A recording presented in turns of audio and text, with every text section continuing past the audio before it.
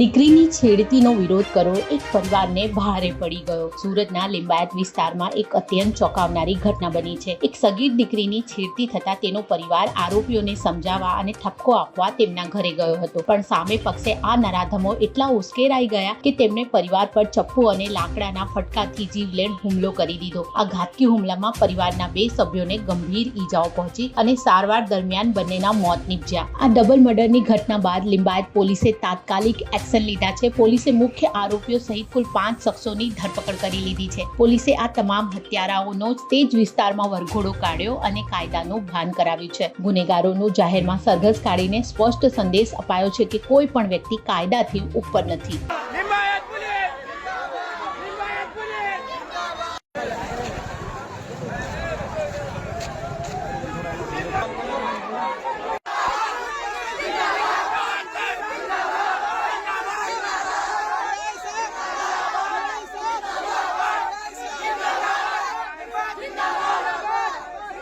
ઘરની વીજળી સ્વયં બનાવવા આજે સે સોલારનો સંપર્ક કરો।